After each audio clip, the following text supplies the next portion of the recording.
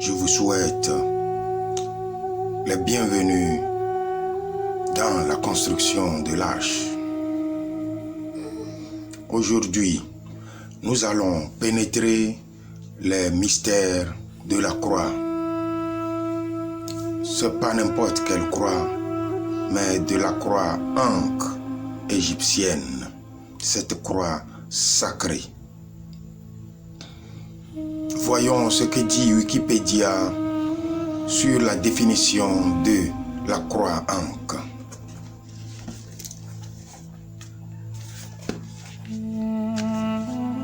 Il dit, le mot ankh ou Anok signifie vie et je suis en égyptienne. Les Égyptiens pensaient que leur séjour sur la terre n'était qu'une partie d'une vie éternelle plus grande. Donc pour nos ancêtres, les Égyptiens, cette vie terrestre n'est qu'une partie d'une vie éternelle plus grande. C'est pourquoi d'ailleurs, ils n'ont rien laissé, plus que des pyramides dans lesquelles se sont inscrits les Nedou Métières, les paroles de Dieu, et les tombes qu'ils ont sérieusement cachées, et les temples dans lesquels ils faisaient leurs rituels, ces temples que les Grecs ptoléméens ont tous détruits pour mettre en place les synagogues. La suite dit, la croix de vie symbolise donc non seulement l'existence terrestre et mortelle sur terre, mais également leur existence immortelle de leur vie après la mort. Ce n'est pas seulement une croyance, c'était un fait. Observons l'arcane 19 du tarot.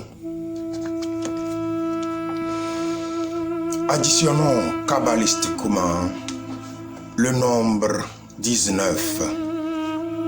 Ça nous fait 1 plus 9. C'est égal à 10.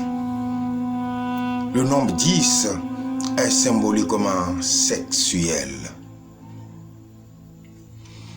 Et les chiffres 1 et 0 représentent l'homme et la femme.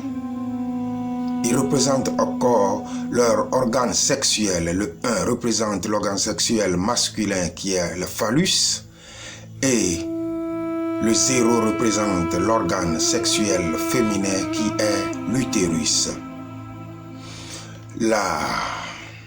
L'association ou l'intersection des deux, du 0 et de 1 ou de 1 et de 0, c'est cette intersection qui crée. Dans l'hébreu, le 0 et le 1 sont écrits et se prononcent I-O. C'est pourquoi nous verrons par exemple le nom de Joseph en hébreu qui est I-O-Céphas. Ça veut dire la pierre de I-O. Vous comprenez déjà. I-O, I qui est la phallus et O qui est l'utérus. Nous verrons le nom de Marie qui est Ram-I-O.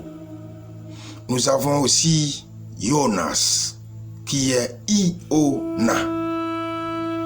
En hébreu déjà, ça se fait comprendre pourquoi il y a I-O. Mais quand ça a été traduit, ça a perdu tout son symbolisme et sa signification.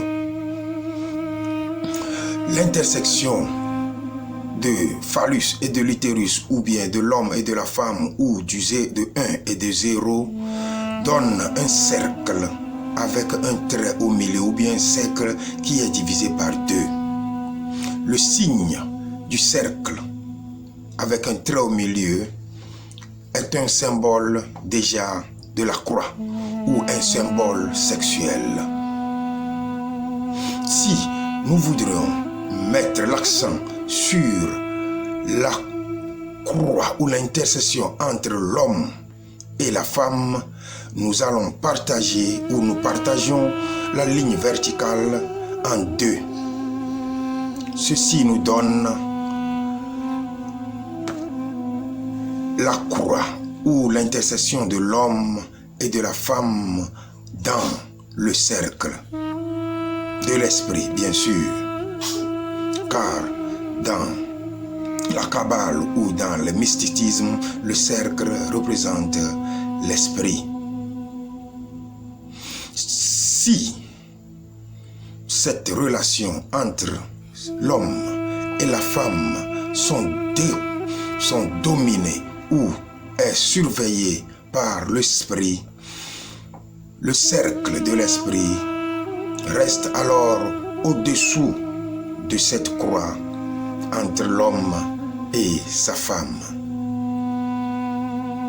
ce qui nous donne le signe de la croix Ankh, ou encore le signe plus tard de Vénus. C'est pourquoi sur cet arcane, ou dans l'image de cet arcane 19, nous voyons l'homme et la femme se tenir les mains dans une harmonie et leur main est accrochée ou raccrochée plutôt sur une croix en C, cette croix de vie.